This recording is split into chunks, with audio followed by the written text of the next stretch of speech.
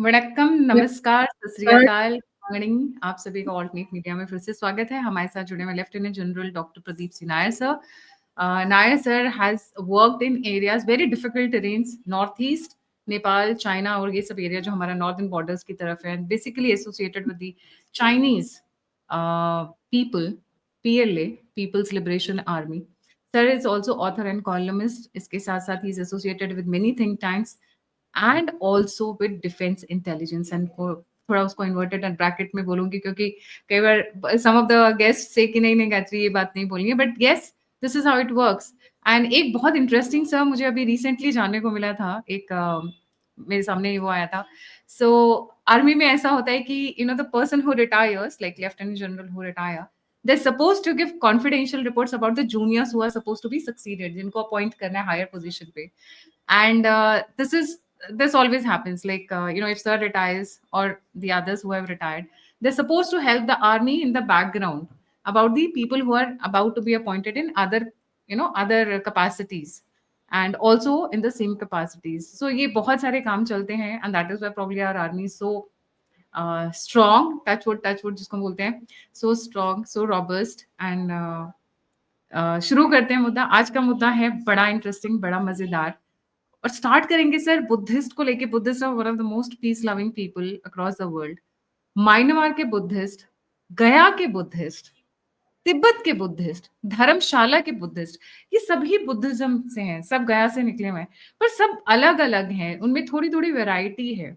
What is this variety actually? I would like to know before we actually jump into the main topic. जी गायत्री जी, सबसे पहले मैं आपको शुक्रिया अदा करना चाहता हूँ, धन्यवाद देना चाहता हूँ कि आपने मुझे फिर से अपने चैनल पे बुलाया। It's always very nice to be here with you. So let's come to the question, जो सवाल आपने पूछा है। देखिए, जैसे आपने ठीक बताया कि इट्स ऑल फ्रॉम गया, but the propagation of Buddhism, जो बुद्धिज्म फैला है, वो नालंदा यूनिवर्सिटी से फैला है बेसिकली। और आपके दर्शकों के लिए मैं ये बात बताना चाहता हूँ कि 5वीं शताब्दी से लेकर 12वीं शताब्दी तक, that is 5th century to 12th century, Nalanda university existed. और जब ये अपने पीक पे था तो कहते हैं इसमें तकरीबन 10,000 स्टूडेंट्स थे, 10,000, और 2,000 टीचर्स, शिक्षक। तो आप देखिए, टीचर स्टूडेंट का ratio 1:5, which is very high. और यहाँ से जो विद्वान थे, वो कई जगह तक बुद्धिज्म को लेके फैलाने शुरू कर दिया उन्होंने।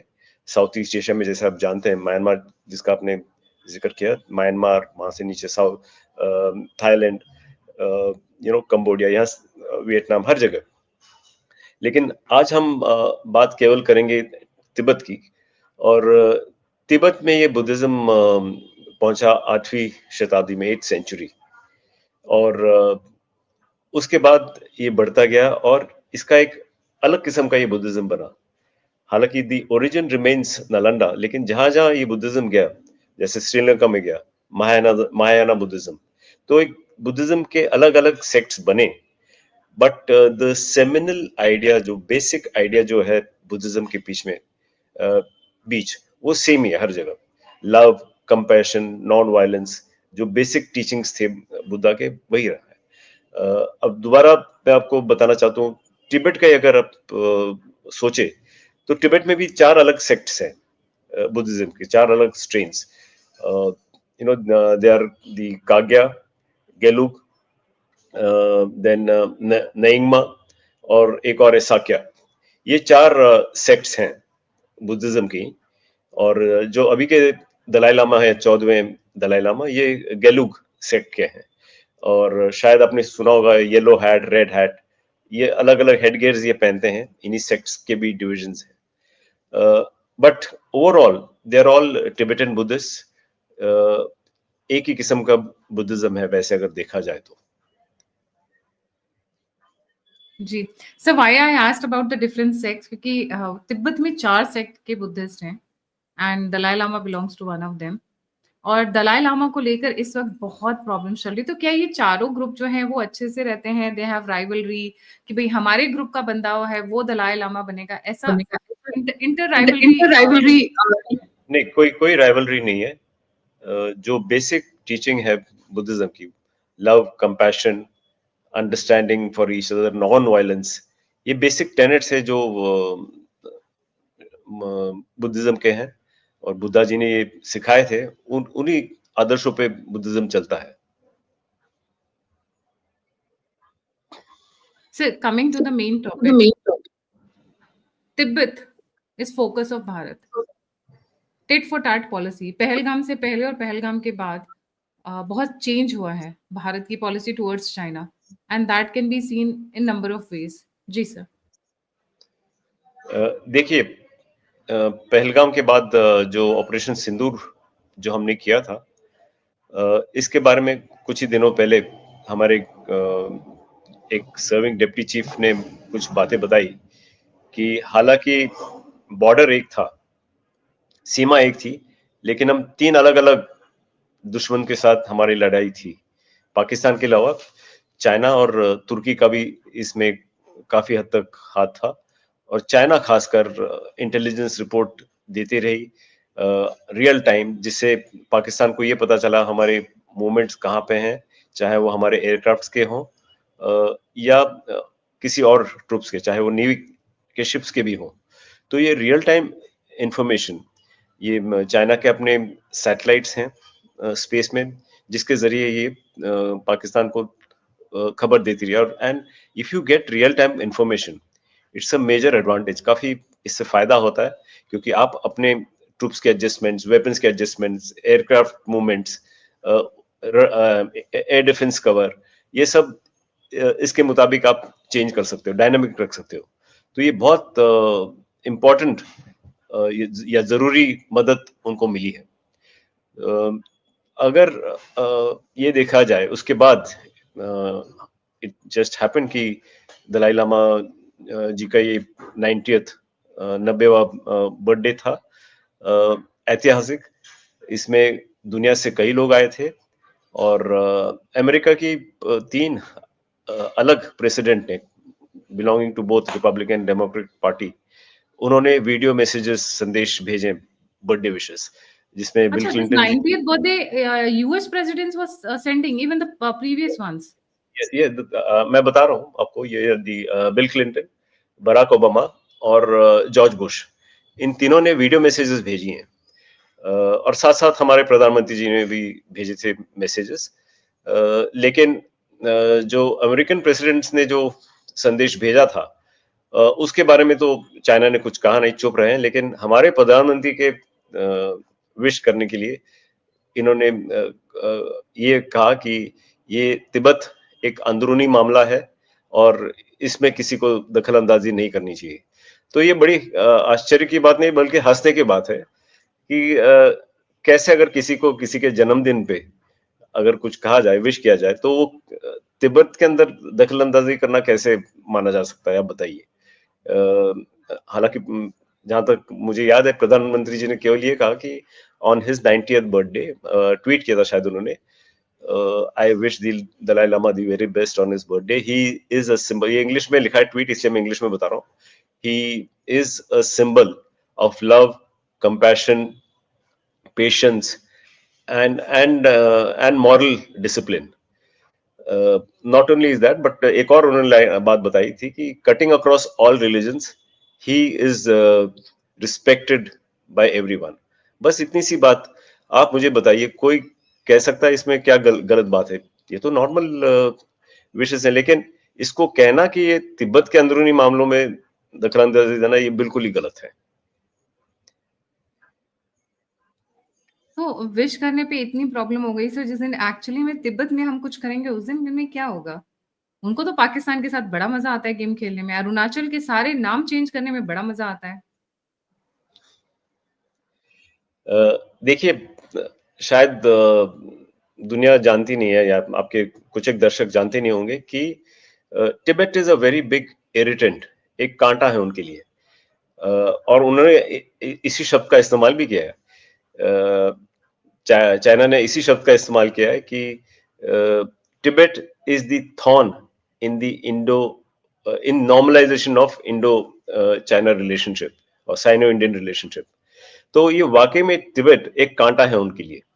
जैसे आप अपने नक्शे में देख रहे हैं, it is occupying close to 20% of the geographical space of China। 18% है मेरे ख्याल से। लेकिन उससे बड़ी चीज ये है कि इसको थर्ड पोल भी माना जाता है। थर्ड पोल इसलिए because of the water bodies, इतनी सारी नदियां बहती है into rest of Asia from Tibet, roof of the world या दुनिया का छत भी माना जाता है। और जब इन्होंने कब्जा किया था तिब्बत पे 1950 में, तब इनके दिमाग में ये बात जरूर थी कि आगे जाके पानी की समस्या होगी और इसलिए भी तिब्बत हमारा हिस्सा होना चाहिए, और इन्होंने इसको ऑक्यूपाई कर लिया 1950 में, जैसे आपको पता है। तो हालांकि because of the altitude population was very sparse, लेकिन धीरे धीरे चीन ने क्या किया इसमें, जो हान चाइनीज हैं मैंडरिन स्पीकिंग, उनको इसमें भर दिया, और इनमें से तिब्बत में से कई तिब्बतन्स को ये बाहर भी ले गए।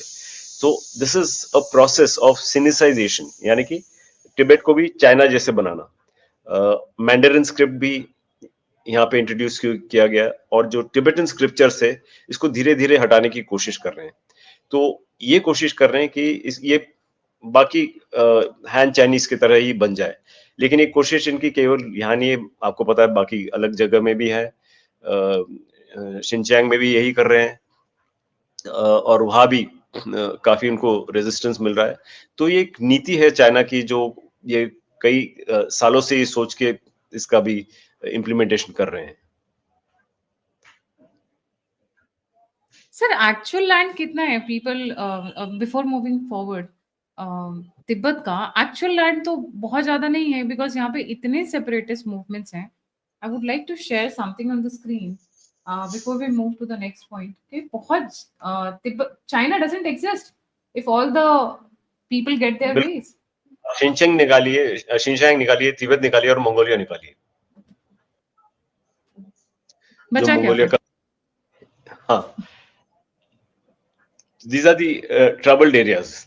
तो जो बचा हुआ एरिया है इसमें पॉपुलेशन, जनसंख्या ज्यादा है, और ये सारे मैंडरिन स्पीकिंग हान चाइनीज है। तो ये बाकी सबको अपने इसमें एसिमुलेट करना चाहते हैं, वो एक जैसे बनाना चाहते हैं इनको। फॉर एग्जाम्पल, इसके विपरीत अगर आप इंडिया में देखें, we also have so many languages, so many cultures. North east अलग है बिल्कुल, साउथ इंडिया अलग है, नॉर्थ अलग है, वेस्ट अलग है, but we have never imposed any language, any culture on any part of India.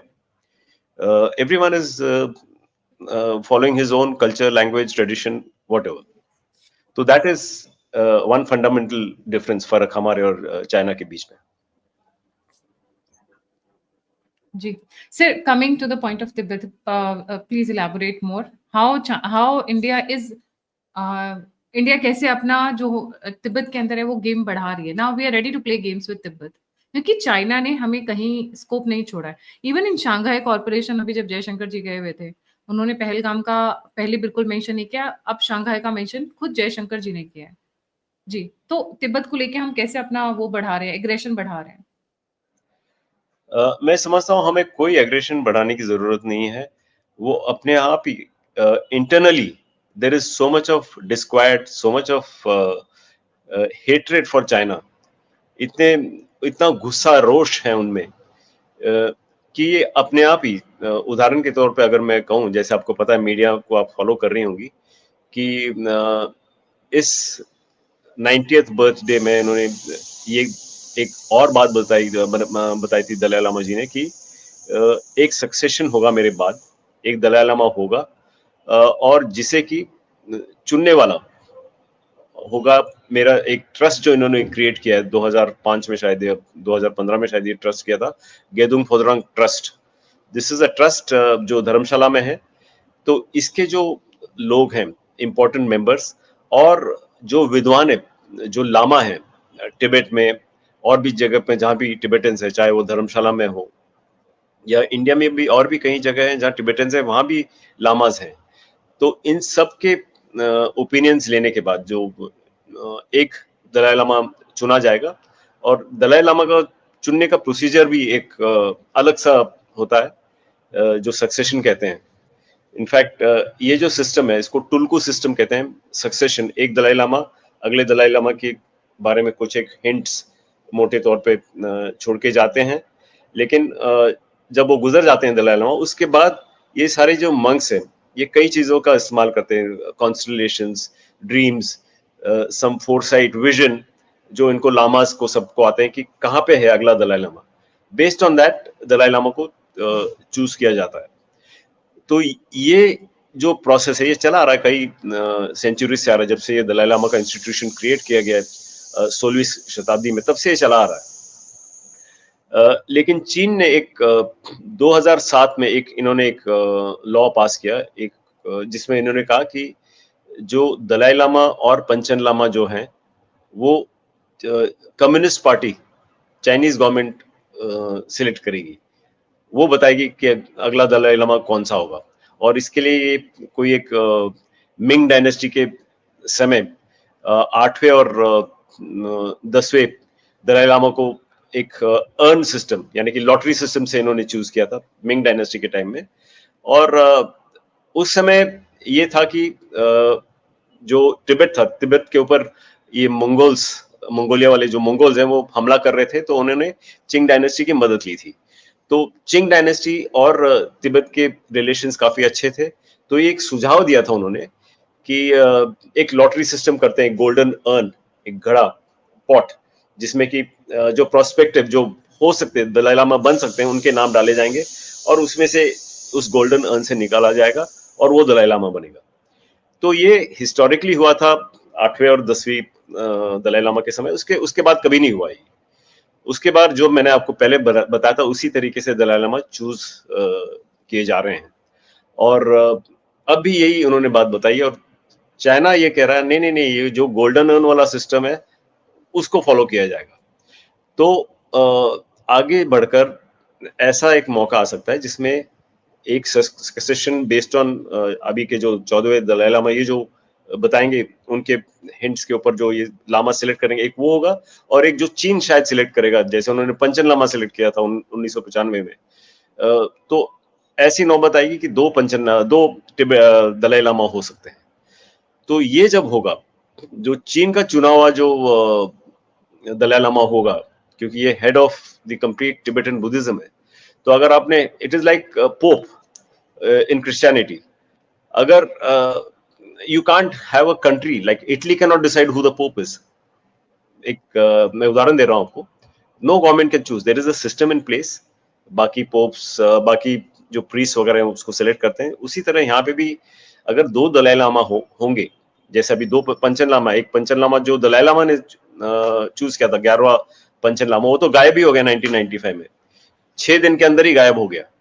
उसके बारे में कोई पता ही नहीं उसके बाद। तो लोग कहते हैं it's the longest duration for any political prisoner of his whereabouts not being known, क्योंकि 30 साल हो गए, 1995 में ये हुआ था। तो ऐसे ही ये दलाई लामा को भी अभी चूज करेंगे, और वो चीन जो दलाई लामा को चूज करेगा या सिलेक्ट करेगा, हो सकता है कि उसको उतना सपोर्ट ना मिले, बल्कि शायद रोष भी हो सकता है उसके खिलाफ। जो अंदर रखेंगे, बाहर तो नहीं दिखाएंगे, लेकिन सपोर्ट नहीं होगा। जैसे कि जो 11वां पंचन लामा जो इन्होंने चुना है चीन में, उसको सपोर्ट नहीं है बिल्कुल, टिबेटन्स उसको सपोर्ट नहीं करते हैं। तो ये दशा आएगी कि एक दलाई लामा यहाँ, एक दलाई लामा वहां। तो उस समय मैं समझता हूँ there will be there is a likelihood of strained relationship between India and China even more. Right.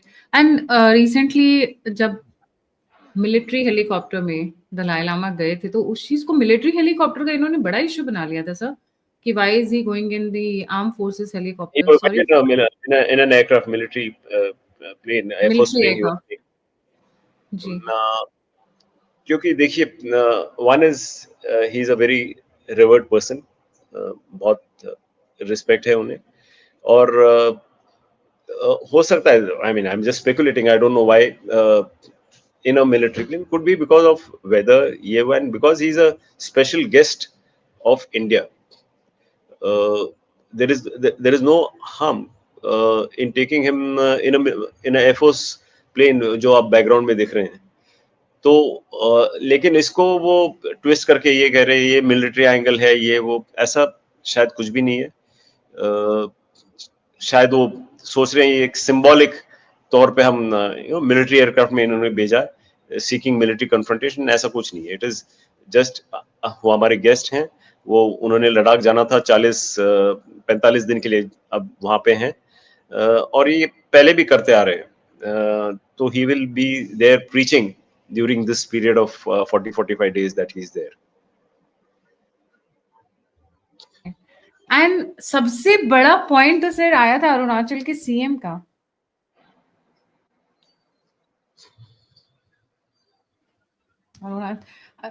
Sir before we move forward, मैं चाह रही थी कि who are the expected Dalai Lamas who are we looking at, are they India friendly? Never. No he Dalai Lama ने जो अपने book किताब में कहा, एक किताब उनकी फरवरी इस साल रिलीज हुई, वॉइस ऑफ द वॉइसलेस, उसमें ये कहा कि my successor will be born in a free world where love compassion are utmost. तो इनडायरेक्टली उन्होंने ये कहा कि फ्री वर्ल्ड मतलब China is not a free world, तो it will be outside of China. ये क्लियर इंडिकेशन है. All these intelligent people, these revered people, they all give hints. So this is a clear cut hint कि ये China में नहीं होगा. It can be anywhere else. It can be in India. It could be anywhere else where Tibetan Buddhism is practiced.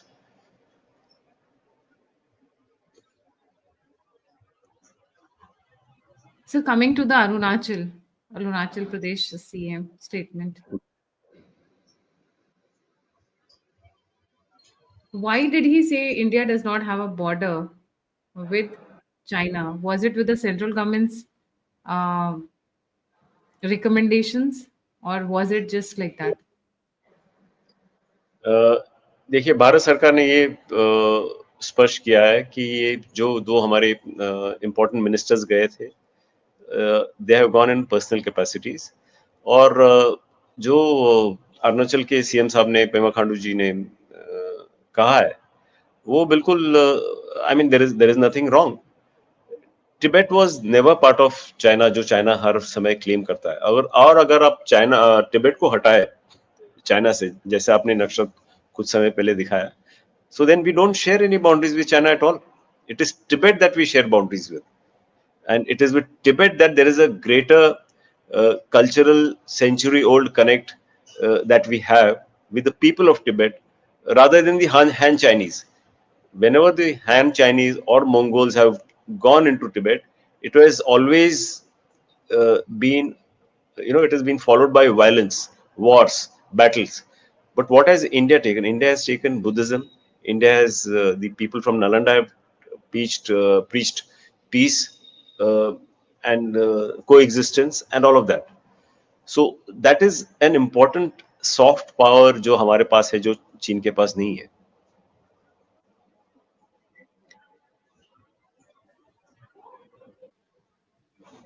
Sir, what is the stand what is the stand of Bharat in selection of Dalai Lama by Dalai Lama?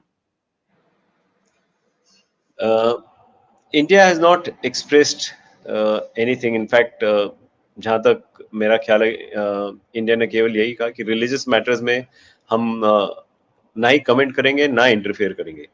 लेकिन एक बात तो बिल्कुल जाहिर है, बिल्कुल साफ है कि जो नॉर्मल प्रोसेस से जो भी दलाई लामा सिलेक्ट होगा, surely he will be supported by India. इसमें कोई दो राय नहीं होनी चाहिए. Because we don't want to interfere. और जो चला आ रहा है कितने सेंचुरी से, 16th सेंचुरी मैंने कहा, वो तब से चला आ रहा है. एक रिवाज है, एक कस्टम, एक ट्रेडिशन चला आ रहा है. हम क्यों उसमें दखल अंदाजी करें? We should not, and I don't think we will. लेकिन इसके साथ, if I can take this a step further, कि इंडिया उसी दलाई लामा को एक्सेप्ट करेगा जो नॉर्मल प्रोसेस से सिलेक्ट हो रहा है. What about rest of the world? हमें वो भी देखना चाहिए. देखिए, जैसे आपको पता है, he is already Nobel peace prize winner. और इन्हें बहुत ज्यादा सपोर्ट है वेस्ट में भी, और बाकी जितने भी बुद्धिस्ट कंट्रीज हैं जो साउथ ईस्ट एशिया की तरफ हैं, जापान में हो, मंगोलिया में हो, बहुत ज्यादा सपोर्ट है इनके लिए, because he is a man of peace. तो मैं समझता हूँ कि बाकी देशों में भी जो ट्रेडिशनल प्रोसेस से जो चुने जाएंगे जो नए दलाई लामा, उन्हें एक्सेप्ट किया जाएगा।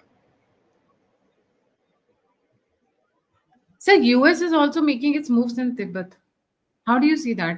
Recently, अब जैसे अभी आपने बताया, Barack Obama, bill Clinton, Bush, मतलब बड़े बड़े प्रेसिडेंट्स विश कर रहे हैं। मोदी जी को भी शायद इन लोगों ने विश नहीं किया होगा, पर दलाई लामा को कर रहे हैं। So that means they have some kind of a game going on when it comes to Tibet, क्योंकि ये लोग बिना मतलब के सर किसी को हैप्पी बर्थडे विश नहीं करते हैं। They don't wish it just like that. जी बिल्कुल।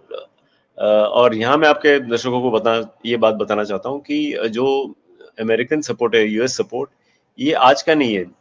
जब इन्होंने हमला किया था तिब्बत के ऊपर 1950 में, कम्युनिस्ट पार्टी ने, तब से अमेरिकन सपोर्ट है। तिब्बत में काफी रेजिस्टेंस था उस समय, काफी तिब्बतियंस को जो हथियार वित्यार दिए गए वो सारे अमेरिकन से ही उन्हें मिले थे। जो रेजिस्टेंस चलता रहा, 50 में कब्जा किया, और 1955 तक ये चलता resistance. So that is a point to be understood कि यूएस का प्रेजेंस आज से नहीं, कई सालों से है।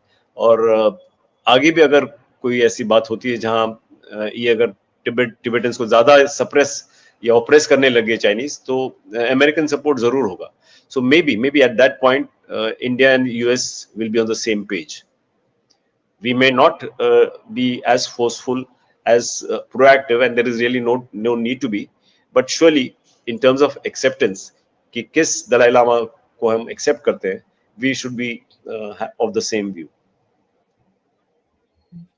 But sir, birthday celebrations में भी तो I think some delegation came from US just to attend his birthday. So I think Political, Victorian movement assistants or some guys came who are expert in the regime change operations.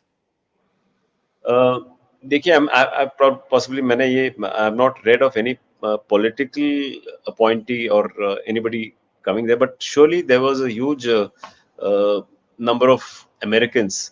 Important amongst them was Richard Gere, जो Hollywood actor है। ये तो कई सालों से इनको follow करते हैं। He's been a very strong worshipper. In fact, many of those photos which are there, you can see him seated right behind the Dalai Lama. So, would you like to add any other point? But what I see is Modi government is preparing to use Tibet as a weapon, the way China has been using Pakistan, Arunachal as a weapon against Bharat. So we are ready to tit for. जैसे मैंने पहले भी कहा कि हमें aggressive होने की या प्रोएक्टिवली कुछ कर दिखाने की जरूरत नहीं है। लेकिन मैं ये भी मेरे दिल में ये बात है कि जब हम नए दलाई लामा को एक्सेप्ट करेंगे बाय द ट्रेडिशनल मेथड, और जो भी हमारे स्टेटमेंट्स होंगे, obviously we will welcome, we will wish, ये सब तो होगा ही। लेकिन जब वो होगा, तब we can expect some kind of Chinese provocations, जो पहले भी करते आ रहे, लद्दाख में हो या अरुणाचल में हो। there would possibly be some troop movement, some trying to again salami slice, जो जिसकी कोशिशें हर समय करते रहे, and then there will be a counter from our side also. So there will be a counter to that.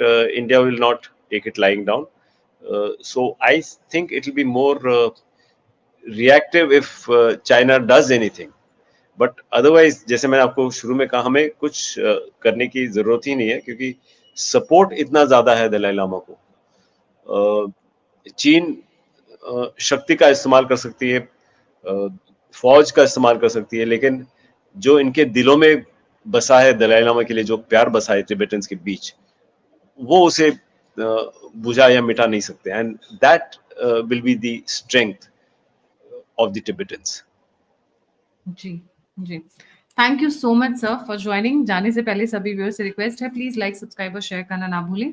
अगर आप contribute करना चाहते हैं तो नंबर स्क्रीन के ऊपर है, आप फीडबैक देना चाहते हैं, मुझसे जुड़ना चाहते हैं, तो सभी के सभी लिंक्स डिस्क्रिप्शन बॉक्स में। इसी के साथ जय हिंद, वंदे मातरम। थैंक यू, धन्यवाद जी, थैंक धन्यवाद गायत्री, जय हिंद।